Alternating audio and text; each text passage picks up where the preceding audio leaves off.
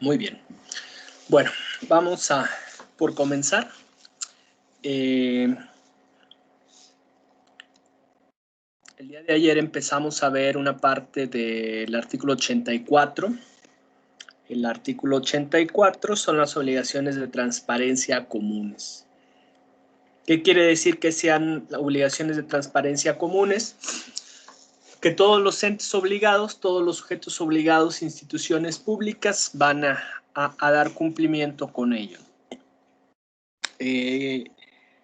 Comentábamos que, bueno, pues esto es transparencia, estas son las obligaciones de información que las personas, que las entidades públicas van a difundir a través de las plataformas de transparencia de manera actualizada, de manera permanente, sin que medie una solicitud de acceso a la información.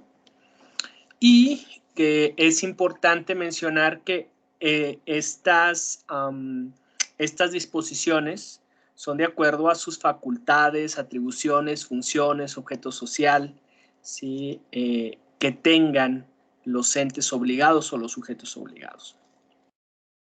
Y obviamente, pues bueno, van a ser datos, temas, documentos, políticas, pero sobre todo aquello que tenga un soporte documental.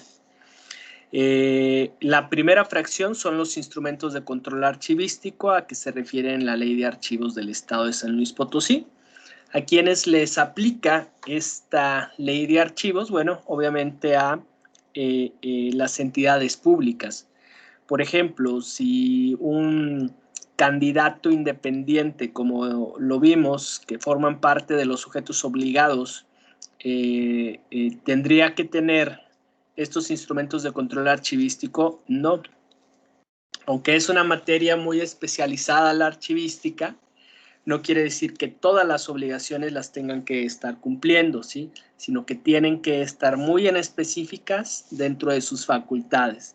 Su gran mayoría, el resto de los sujetos obligados, llámese poderes, ayuntamientos, organismos constitucionales autónomos, van a tener que tener instrumentos de control archivístico. Comentábamos que son, entre otros, los inventarios, el cuadro general de clasificación archivística, el catálogo de disposición documental. ¿Y para qué sirven? Para clasificar la información, para poder identificar la misma donde se encuentra, para tener una organización eficiente de la documentación y de los expedientes. Bueno, el segundo era el marco normativo, tiene relación con todo. ¿Por qué me refiero con todo? Porque obviamente aquí vamos a tener las constituciones, la Constitución Política del Estado de los Estados Unidos Mexicanos, la Constitución Política del Estado Libre y Soberano de San Luis Potosí, las leyes que dan origen a las instituciones públicas, las leyes orgánicas o las leyes especializadas, en las cuales se contemplan facultades, obligaciones, atribuciones, responsabilidades que le den funcionamiento a un sujeto obligado. De igual manera, pueden ser códigos, código civil, penal, de procedimientos civiles, nacional de procedimientos penales, de comercio, fiscal, procesal administrativo, reglamentos internos, reglamentos de transparencia, reglamentos, no sé, de tránsito, de seguridad, etcétera. Decretos de creación o de extinción, bueno, también pudieran ser de modificación, creación de áreas, fusión de áreas, etcétera. Manuales administrativos de organización, de procedimientos, lineamientos, reglas de operación. Mucho se ocupan las reglas de operación cuando son programas de carácter social, criterios, interpretaciones, políticas, circulares, cualquier tipo de normatividad, aquí se va a estar difundiendo. La fracción tercera nos habla de las iniciativas anuales de leyes de ingresos y presupuesto de egresos del Estado. Ojo, Para el caso de las entidades estatales va a haber una ley de ingresos y un presupuesto de egresos en el que se van a contener todas primero los poderes, el poder legislativo, el poder ejecutivo, el poder judicial, los organismos constitucionales autónomos, como la Universidad Autónoma de San Luis Potosí, como el Consejo Estatal Electoral, como la Comisión Estatal de Derechos Humanos, como la misma SEGAI, la Comisión Estatal de Garantía de Acceso a la Información Pública en el Estado. Y a su vez, cada ayuntamiento, cada municipio, en uso de las atribuciones que se le dan por el artículo 115 constitucional y la ley orgánica del municipio libre, van a emitir su propia ley de ingresos y presupuesto de egresos, ¿sí? Entonces, ¿qué va a publicar, por ejemplo, el Poder Legislativo? ¿Qué va a publicar la universidad o estos organismos constitucionales autónomos? Bueno, pues realmente no es tanto una iniciativa, porque la iniciativa de una ley es un proceso legislativo que le corresponde al Congreso del Estado. Ellos serían los únicos que pudieran estar teniendo una iniciativa, ¿sí? O incluso el Poder Ejecutivo por conducto de la Secretaría de Finanzas, ¿sí? Como órgano que pudiera estar presentando iniciativas, ¿no? De ahí en fuera, todos los demás van a publicar ya cuando sus leyes de ingresos estén aprobadas. Y bueno, para el caso de los ayuntamientos también, por esta facultad de autonomía que tienen. Pero para todos los demás, una ley de ingresos y un presupuesto de egresos va a ser ya hasta que estén aprobadas. El inciso A y el inciso B me los voy a saltar porque pues es todo lo que contienen las leyes de ingresos y el presupuesto de egresos, ¿sí? Después me voy a la fracción cuarta de este artículo 84. Son movimientos de ingresos y egresos. ¿A qué se refiere con ingreso y egreso? O sea, un ingreso es cuánto se recibe a las arcas, públicas, ¿sí? Cuánto se recauda, cuánto dinero ingresa, y en egresos, cuánto se gasta, ¿sí? Cuánto se paga, cuánto se eroga, ¿sí? Cuánto se paga en sueldos, cuánto se paga en mantenimiento, cuánto se paga en todos los servicios que se tienen que estar pagando, rentas, luz, agua, mantenimiento, pintura, todo, o sea, cual si fuera una empresa privada o como si fuera una casa, ¿no? Una familia. ¿Cuántos son los ingresos que tienen mensual, anual, trimestral, semestralmente? Y también cuánto se está gastando. Aquí lo que nos señala es que para los egresos, o sea, para lo que se vaya a estar pagando, se tiene que señalar cuánto es, o sea, el monto, el beneficiario, a quién se le estaría entregando ese dinero, el concepto, por qué concepto es, la fecha en la cual se realiza ese egreso, el folio, en caso de que haya debe de haber una referencia, ya sea un número de cheque, ya sea una transferencia bancaria, ya sea la forma en la cual se haya pagado, la institución bancaria, ¿sí? Obviamente, pues todo este tipo de movimientos se realiza a través de instituciones bancarias. La banca privada también opera dentro de las instituciones gubernamentales y los funcionarios que autorizan, que en ocasiones pues, son las personas que se encargan de la administración de los recursos financieros, de los dineros, de los pagos, de las áreas administrativas encargadas de ello, del oficial mayor, del titular de finanzas, de quien se encarga de la recaudación, bueno, dependiendo de quien tenga las facultades específicas. Y para los ingresos, bueno, el número de entero, ¿sí? O sea, es decir, cuánto se está ingresando, si se está ministrando, si se está otorgando, no sé, por concepto de una multa, de un pago de derechos, de un, no sé, de lo que se otorga por parte de gobierno federal o de gobierno estatal, ¿sí?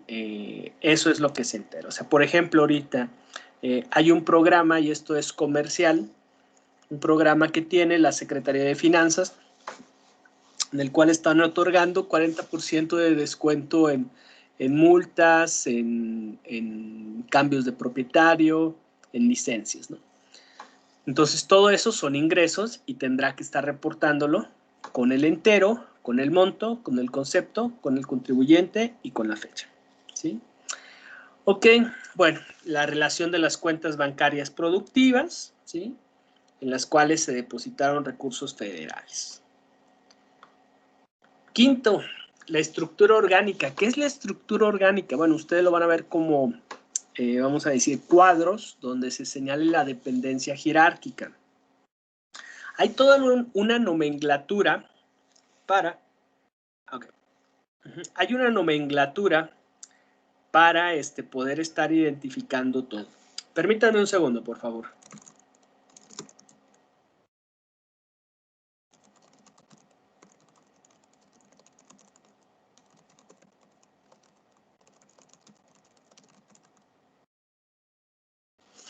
Ok, listo.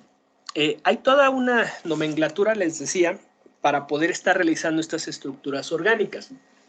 Una de las maneras más sencillas y fáciles a través de rectángulos o de cuadros, en las cuales jerárquicamente se señalen los órganos en los cuales está contenida una organización, ¿no? Vamos a decir, si de un ayuntamiento, pues el máximo órgano es el cabildo, actuando en pleno, y después de ahí ya se tendrán direcciones generales, y luego después se van a ir desglosando direcciones de área, posteriormente subdirecciones, jefaturas de departamento, jefaturas de área, jefaturas de oficina, jefaturas de sección, y después se va a estar desglosando. Ahora, hay otro tipo de estructuras orgánicas en donde se señalen pues los integrantes de una oficina. El jefe, el titular, el responsable, el encargado y posteriormente sus subordinados. Ese es otro tipo de estructuras orgánicas. En realidad la que pide aquí es una estructura orgánica que lo señala de manera completa. Bueno, pues se referiría más a áreas, ¿sí? Aunque ya después viene a estar estableciendo otra serie de atribuciones o responsabilidades, identificándolos a cada servidor público, ¿no? La verdad es que sería una cuestión muy, muy compleja, por decirles que casi imposible que existiera una sola estructura orgánica completa, por ejemplo, de, no sé, la Secretaría de Educación de Gobierno del Estado, donde tienen más de 47,000 trabajadores, obviamente no se va a poder tener en un solo documento, ¿no?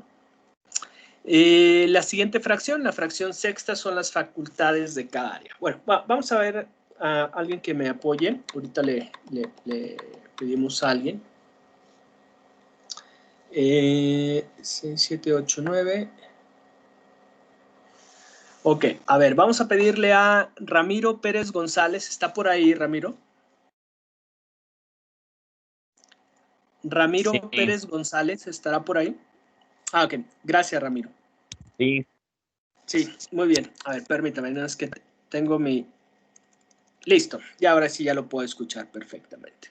Ramiro, léanos, por favor, las fracciones sexta, séptima, octava y novena de este artículo 84.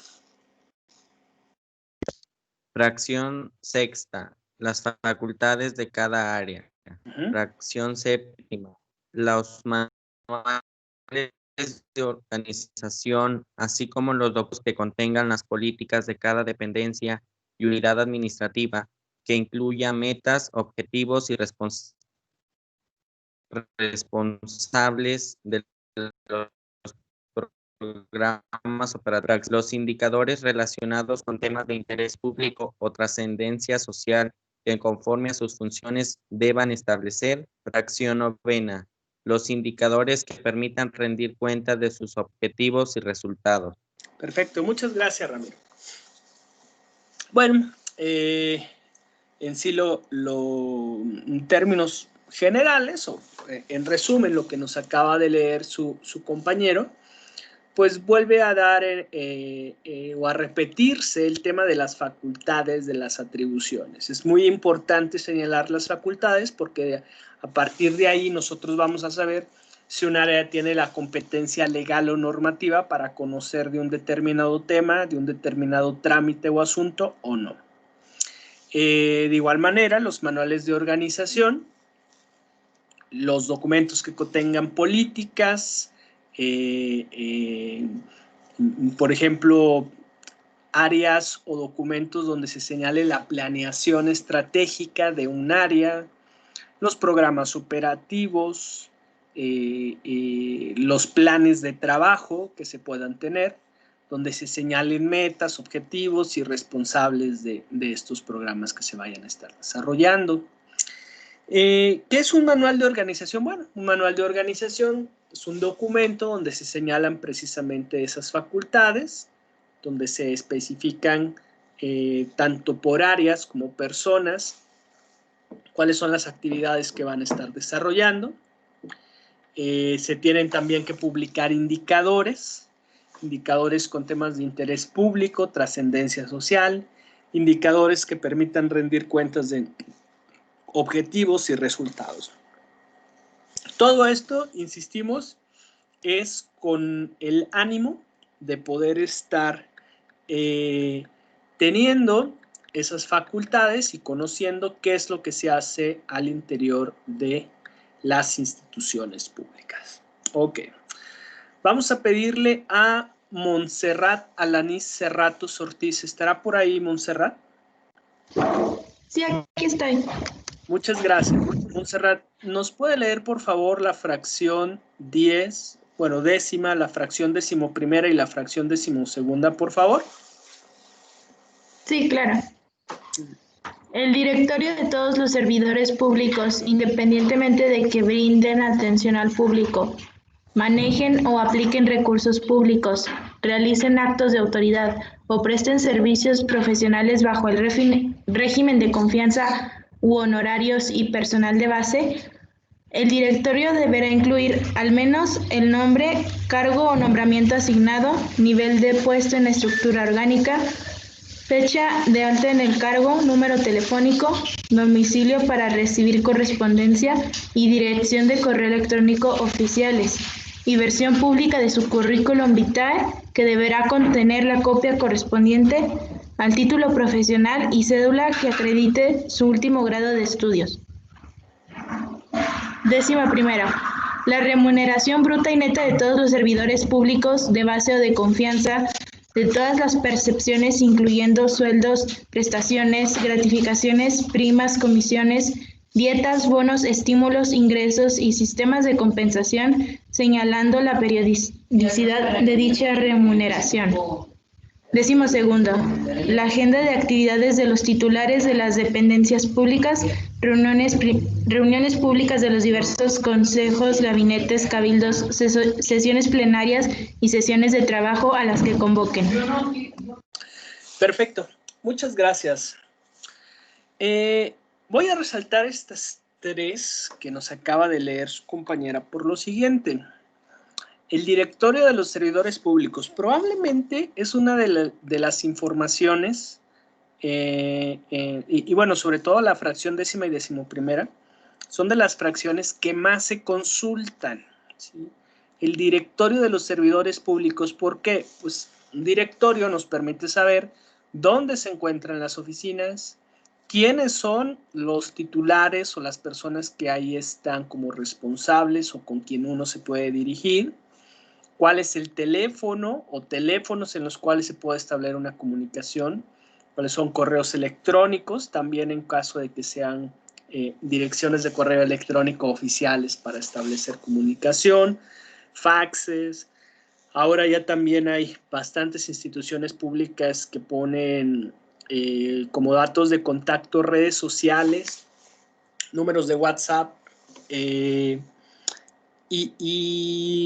bueno, estos son los datos que se deben de estar conteniendo, junto con la fracción 11ª, que es la remuneración bruta y neta de todos los servidores públicos, ¿sí? O sea, es decir, cuánto es lo que ganan. Entonces, de esta fracción décima, ¿qué nos señala? Bueno, primero, lo que aquí nos señala es que el directorio debe de contener todos los servidores públicos, ¿sí? Independientemente de que brinden atención al público o no, ¿sí?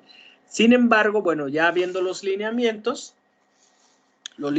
es un documento que se emite por parte del Sistema Nacional de Transparencia y que replica en algunas fracciones la Comisión Estatal de Garantía de Acceso a la Información Pública, y en aquellas en las cuales no lo replica es porque son obligaciones nuevas que crea la ley del Estado. Entonces, bueno, a final de cuentas, lo que señalan los lineamientos es de que se va a publicar ese directorio de los servidores públicos de aquellos que tengan puestos de mando, que dirijan, que tengan gente a su cargo, jefaturas de departamento, de oficio, etc. Ahora, aquí también se van a incluir aquellas personas que estén contratadas bajo un régimen de prestación de servicios profesionales, que sean personas de confianza. Bueno, ustedes ya después, cuando vean su materia de derecho laboral, derecho al trabajo, ahí van a poder estar analizando y viendo con mayor detalle cuáles son los diferentes tipos de relaciones laborales, tratándose de administración pública. Aquellos que sean de confianza, aquellos que sean pagados por honorarios, aquellos que sean personal de base, ¿no? ¿Y qué es lo que debe de incluir, o cuando menos debe de incluir? El nombre.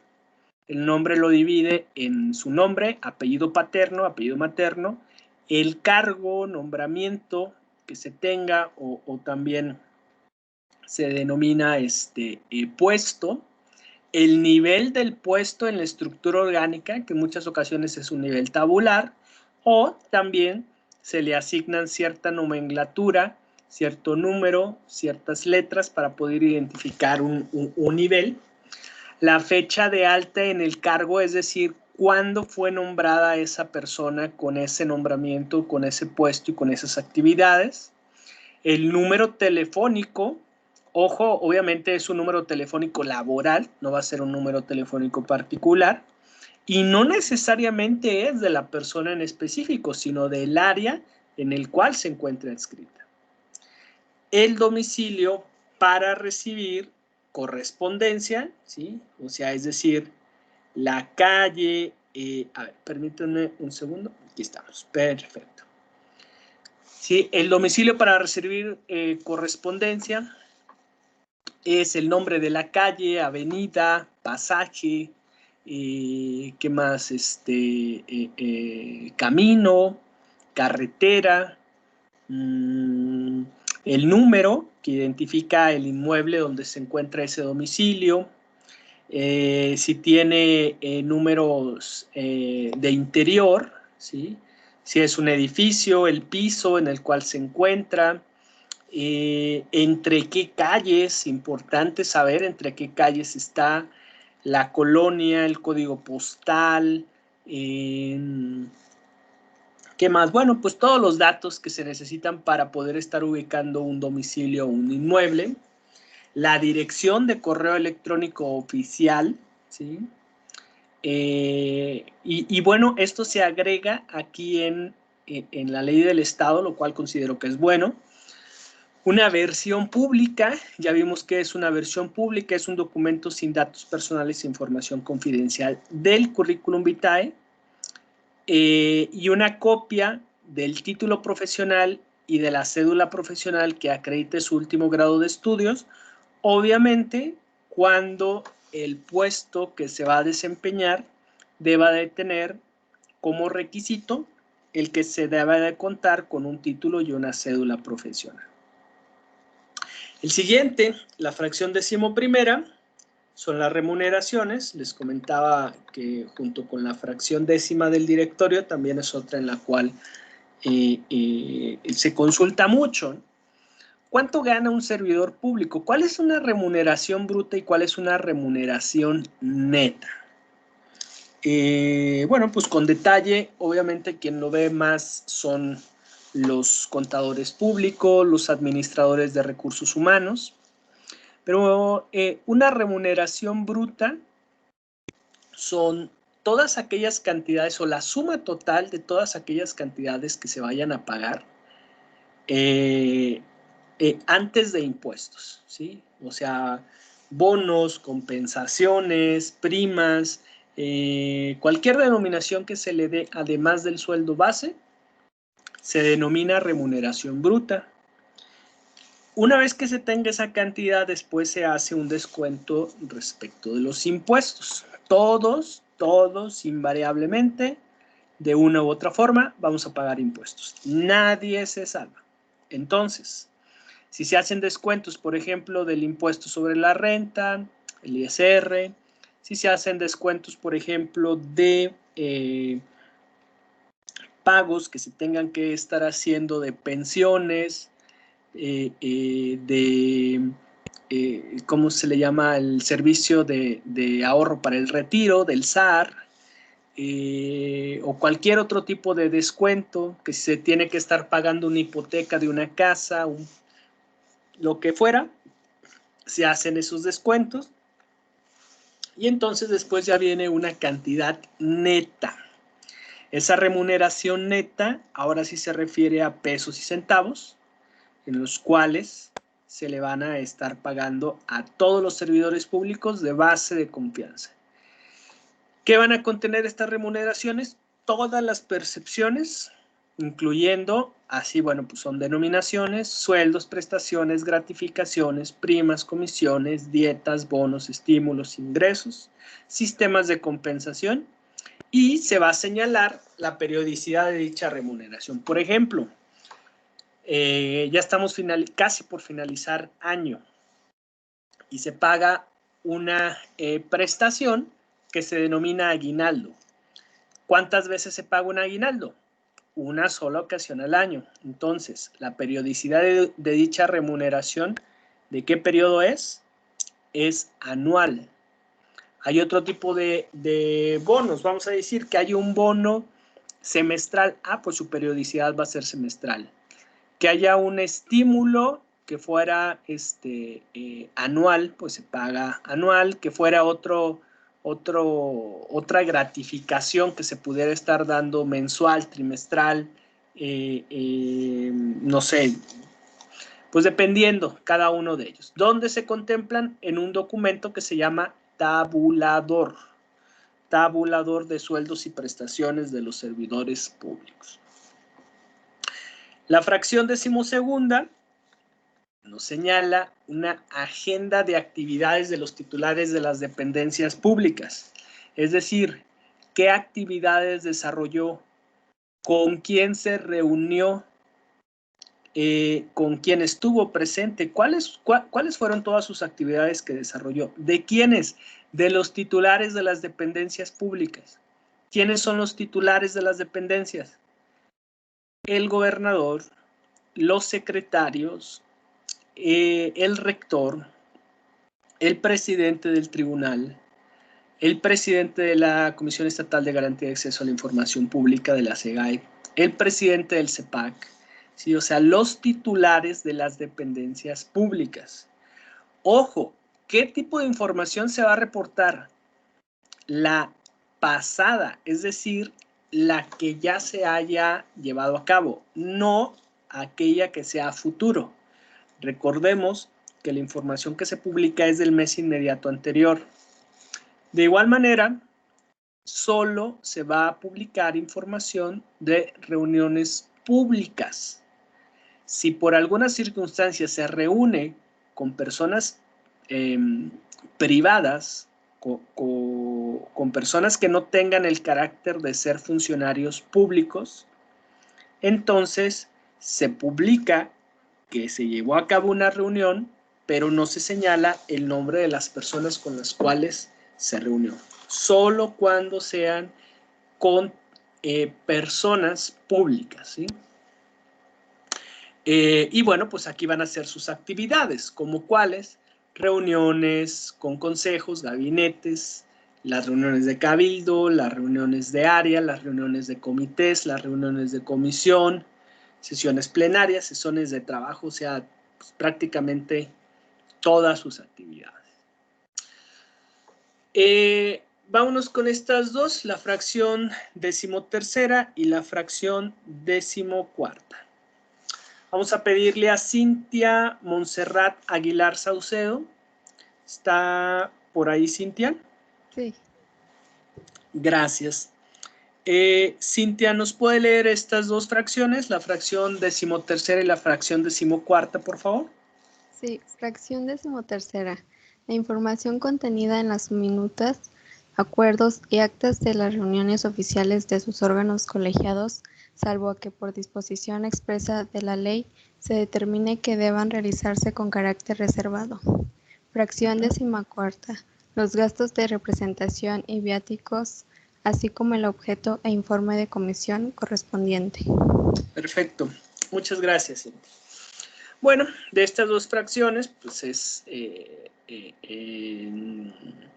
dentro de cada institución pública hay diferentes órganos colegiados, hay comisiones, hay comités.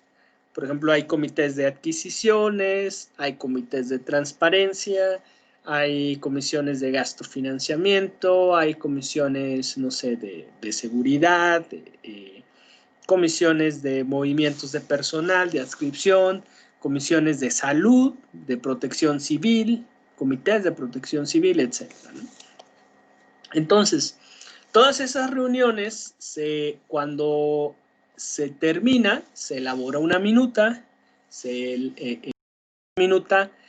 plasman acuerdos y esas minutas o actas se publican, ¿sí? Se publican aquí en esta fracción.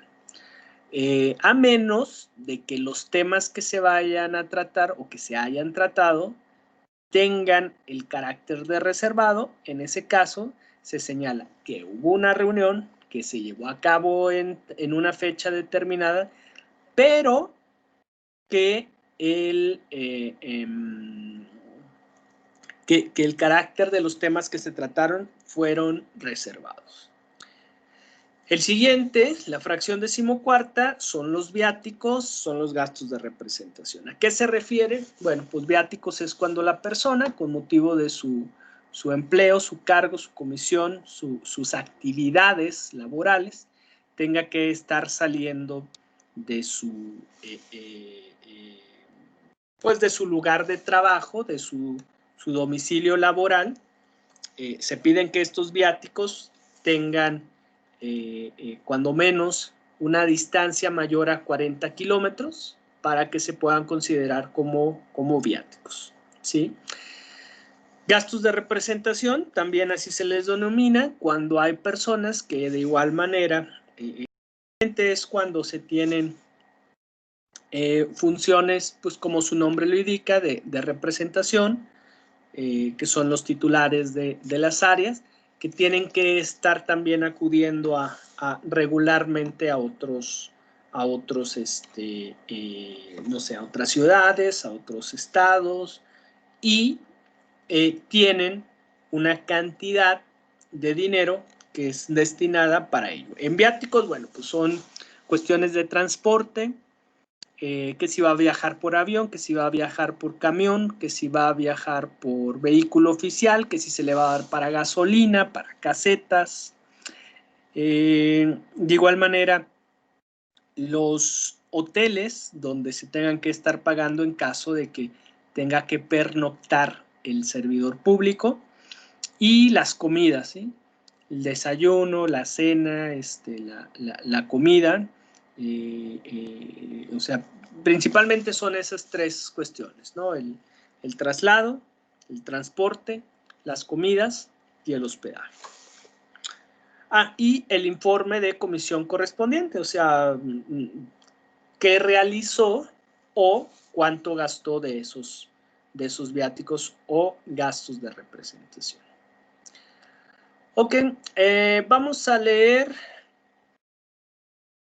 aquí las siguientes fracciones. Le vamos a pedir a Daniela Itzel Gaitán Salas, ¿está por ahí, Daniela? Sí, licenciado. Muchas gracias. Daniela, ¿nos puede leer la fracción 15ª, 16ª y 17ª, el inciso A y B, por favor?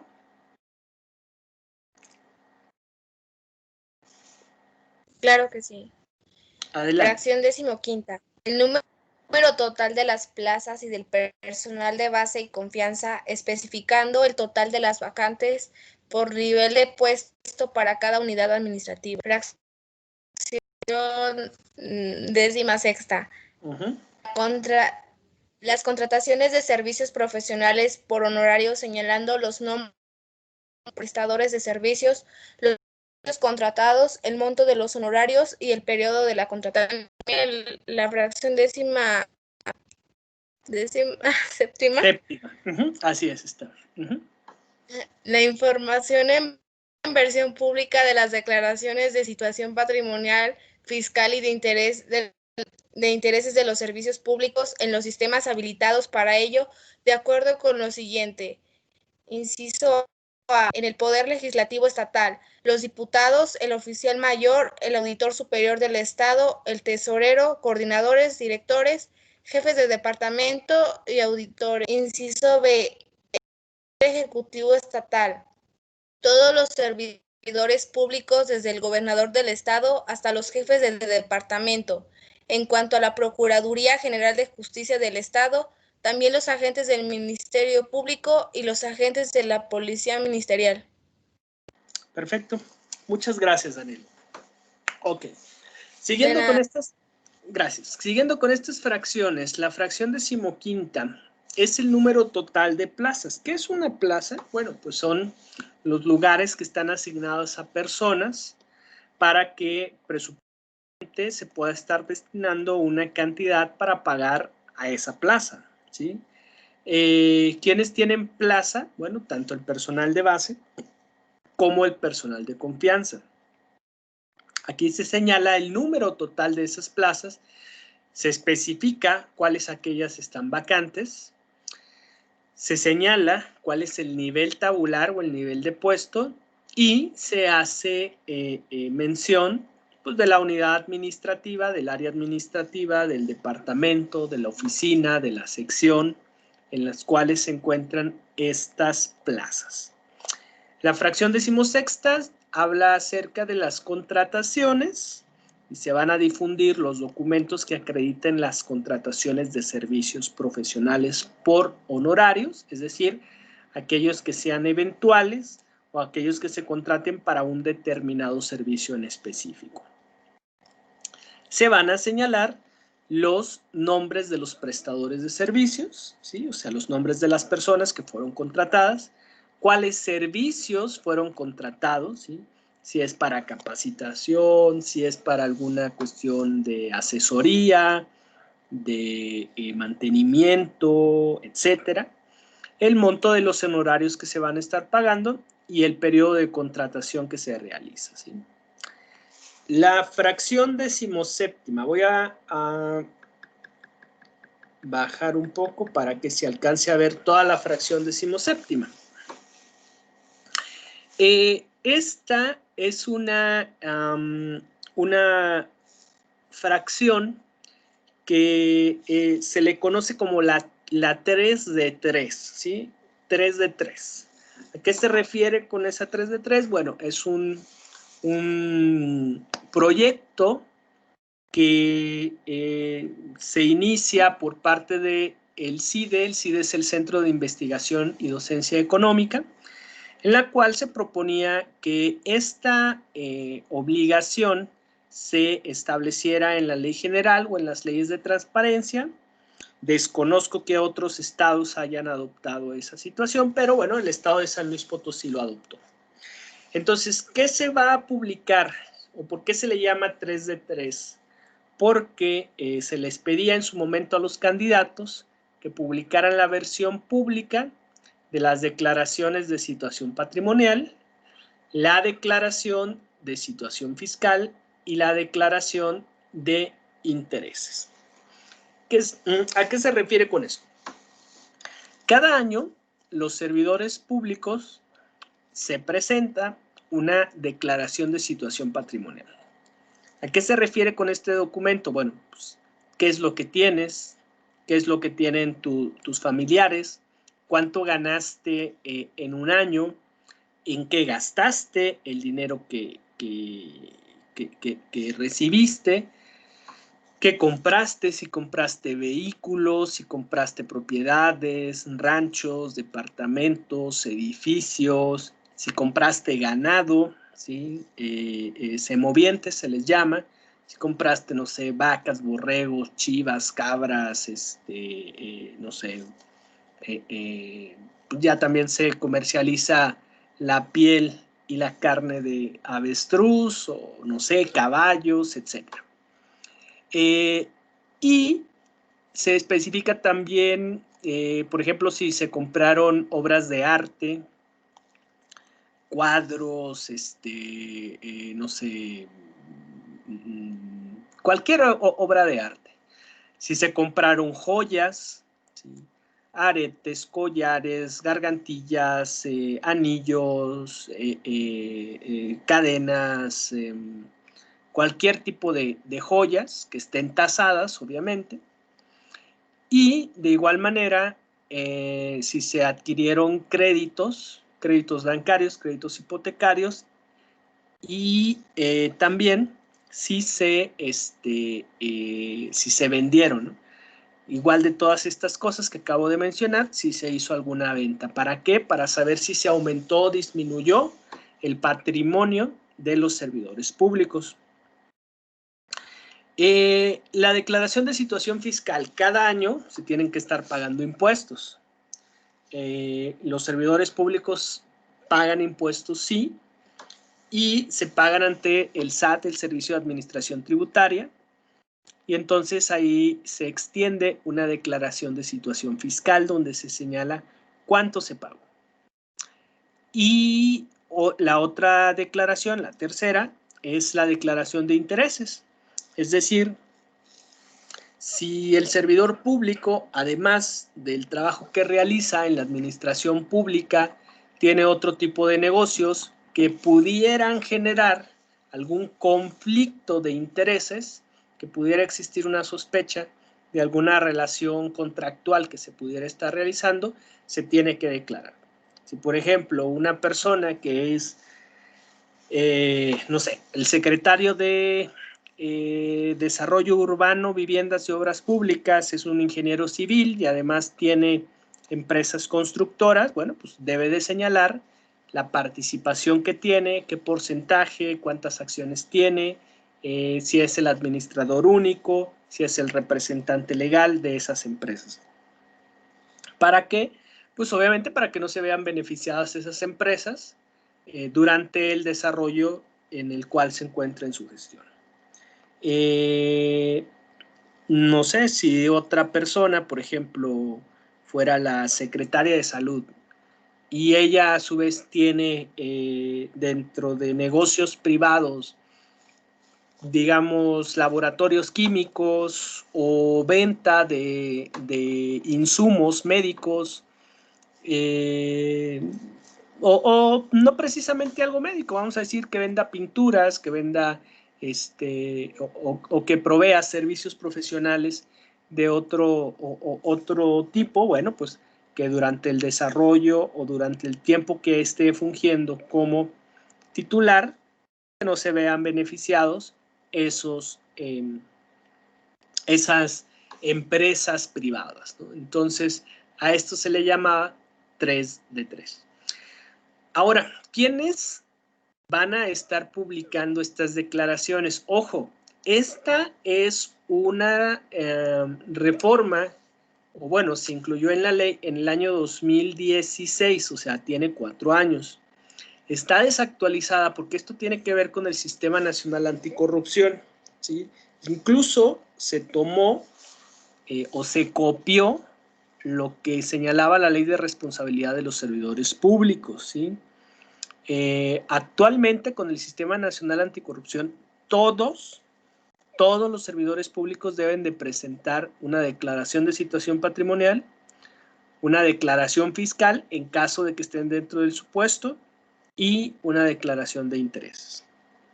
Sin embargo, insisto, esto está desactualizado, pero así es como viene en la ley. ¿Qué se va a difundir en una versión pública o qué se va a difundir en las plataformas de transparencia? Respecto al Poder Legislativo, las 3 de 3, estas 3 declaraciones de diputados, del oficial mayor, del auditor superior del Estado, incluso el auditor superior del Estado ya no depende del Poder Legislativo, ya es un órgano, ya es un órgano independiente, ¿sí? Ya no tiene esa dependencia con el Poder Legislativo. El tesorero, los coordinadores, los directores, los jefes de departamento y los auditores. En el Poder Ejecutivo Estatal, pues aquí son todos los servidores públicos, pero hace una distinción desde el gobernador del estado hasta los jefes de departamentos. En la Procuraduría General de Justicia, ahora llamada Fiscalía General del Estado, dice que se van a incluir a los agentes del Ministerio Público y los agentes de la Policía Ministerial, ahora llamada Policía Investigadora o Policía de Investigación. En la Administración Pública Paraestatal, directores de área, gerentes, jefes de departamentos, servidores públicos y bueno.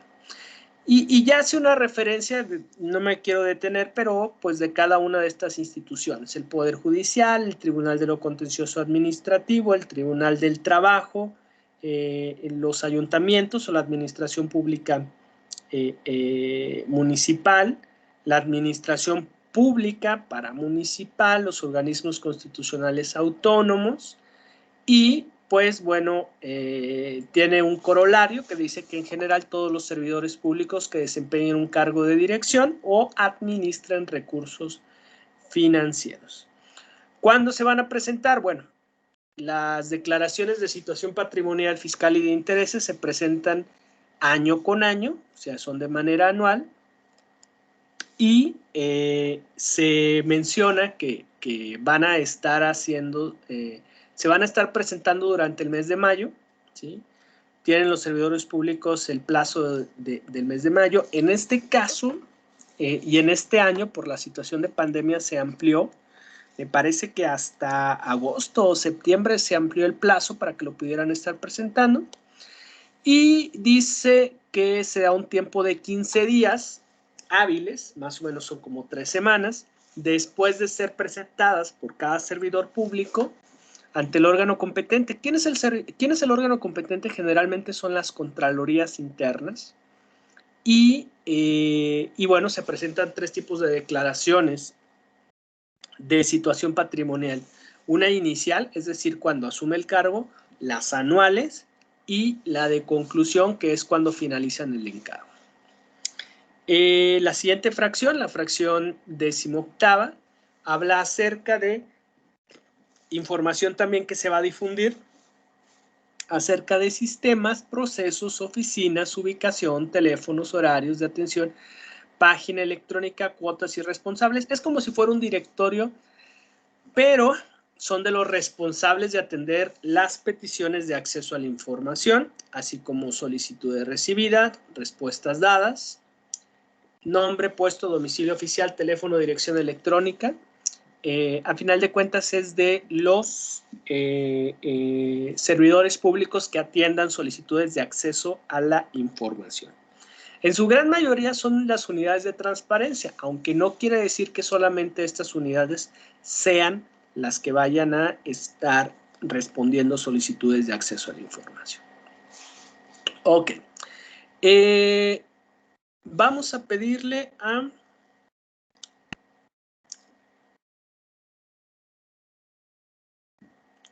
Luz Elena Miranda Martínez, ¿estará por ahí, Luz Elena? Luz Elena Miranda Martínez. Ok. Gracias, Luz Elena. ¿Sí está por ahí, Luz Elena? Sí. Ok. ¿Nos puede leer, por favor, la fracción decimonovena y vigésima del inciso A al inciso F, por favor? Sí. Fracción B de novena.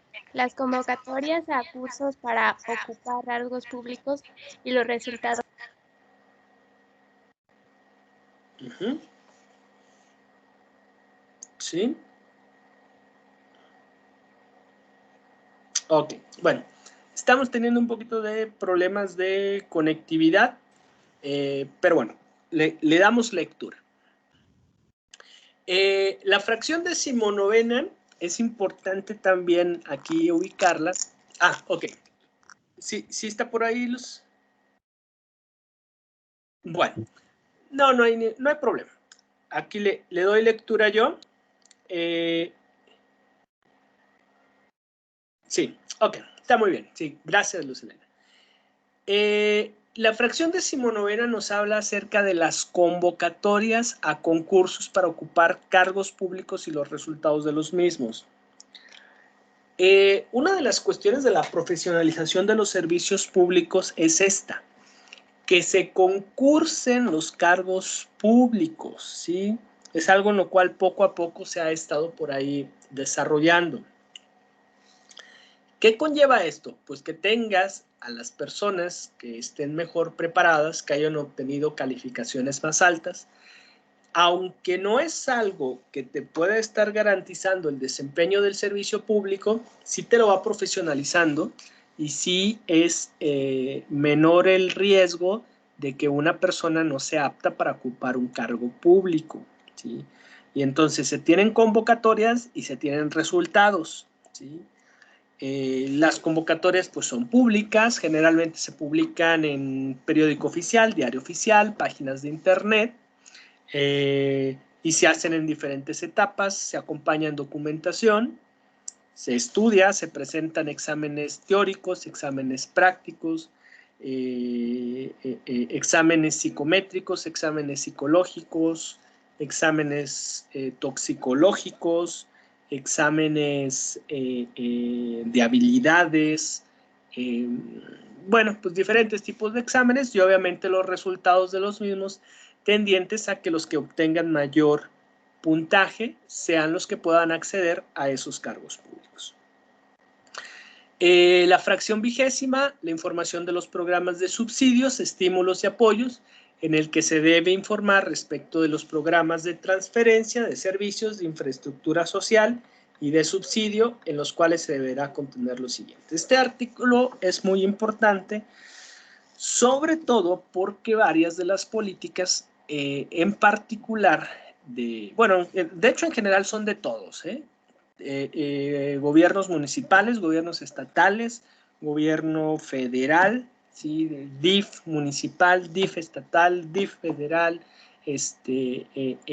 diferentes secretarías, direcciones, o sea, dan programas o establecen programas sociales, establecen programas de estímulos, de apoyos, de subsidios,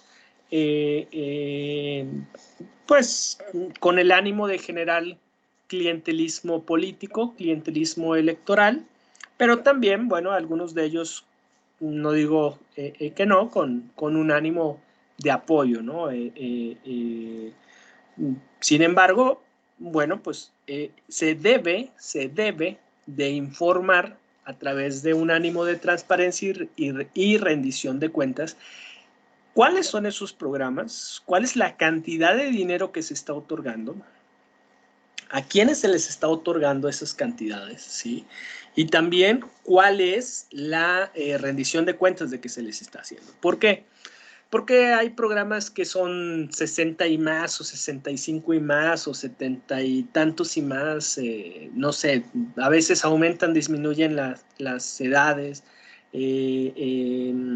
programas de apoyos de becas para estudiantes de nivel primaria, de nivel secundaria, de nivel preparatoria, de nivel universitario, programas de becas también para poder estar estudiando en el extranjero, programas de, no sé,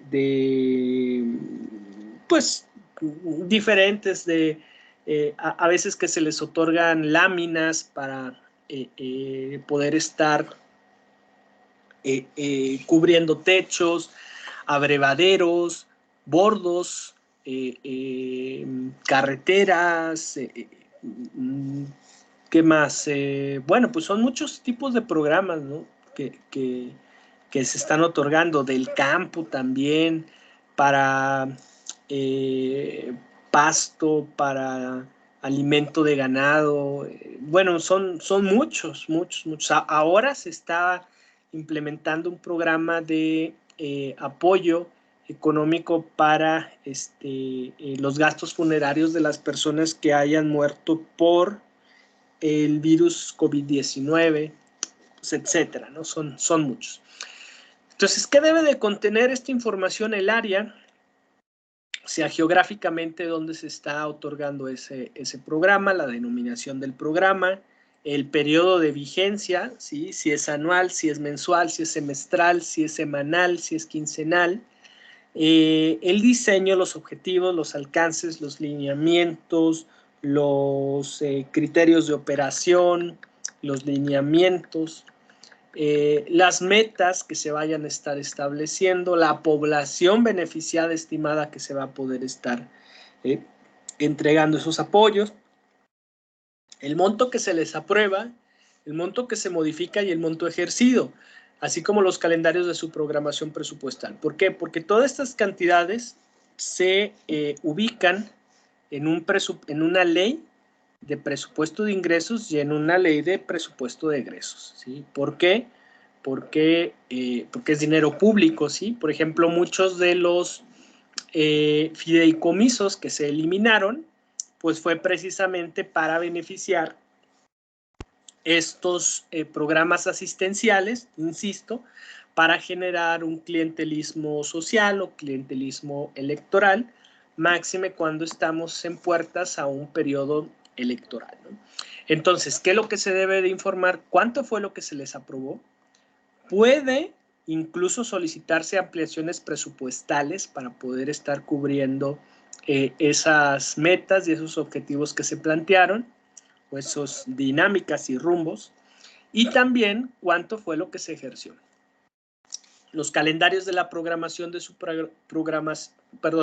los calendarios de su programación presupuestal, ¿sí? Cada cuándo se va a tener que estar midiendo cuentas, que generalmente son cada 3 meses. Los requisitos y procedimientos para poder acceder, ¿sí? ¿Qué necesito yo aportar?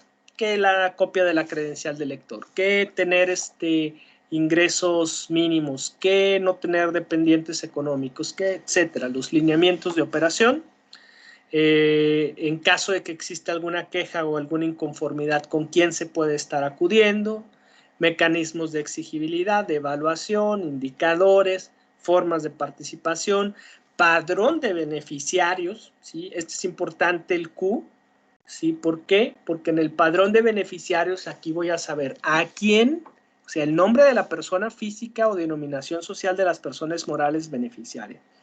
¿Por qué? Porque se da el caso de que, así como por ejemplo hubo, dicen que las elecciones de Estados Unidos se revivieron a los muertos porque votaron personas que ya habían fallecido, de igual manera aquí en el padrón de beneficiarios, ahí nos podemos dar cuenta de que pueda haber personas que ya hayan fallecido y de que se les esté dando apoyos sociales, ¿no? Por eso es de que una de las cuestiones que he visto es de que personal de algunas de las dependencias van directamente hasta el domicilio para saber si las personas se encuentran todavía con vida. Le llaman unas acciones de supervivencia para saber si todavía está con vida para que esté recibiendo ese apoyo, ¿no? O, por ejemplo, llega a haber programas, vamos a decir, que sean específicos para las mujeres, ¿no? Apoyo para personas que estén sufriendo o estén en tratamientos de cáncer de mama, ¿sí? Bueno, aunque ya se están cancelando muchos programas de apoyos de salud de cáncer, pero digamos que existiera un apoyo a personas de cáncer de mama o programas de apoyos de salud ginecológica, y que la persona que sea beneficiaria sea un hombre, ¿no? Entonces, bueno, pues ahí habría una incongruencia. Por eso es importante que se esté difundiendo el padrón de beneficiarios para pues poder estar ubicando incluso su edad, el sexo, no la dirección, pero sí un área geográfica donde se pueda estar ubicando. Bueno, hasta aquí vamos a dejar la clase del día de hoy.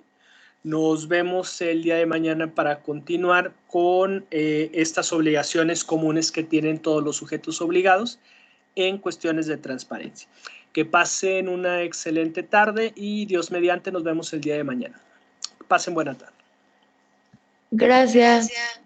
A ustedes, Gracias. muy amables, muchas gracias. Licenciado. A ver, espérame un momento. Espérame, ahorita lo atiendo. Nada más déjeme, es que no sé quién es. ¿Me puede mandar un mensaje, por favor? Claro, solamente era por lo de Elena Martínez, que no se pudo presentar. Ah, ok, perfecto. Sí, ajá, sí, que hubo por ahí un problema con el micrófono, pero sí, sin ningún problema. No hay ningún problema. ¿Es Juan Carlos? Así es. Ah, ok. Sí, Juan Carlos, no se preocupe. Entiendo, pues son cuestiones meramente técnicas que nos pasan a todos y a cualquiera. Entonces, no hay ningún problema, Juan Carlos. Vale, que tenga buena noche. Igualmente, lo veo el día de mañana. Gracias, Juan Carlos.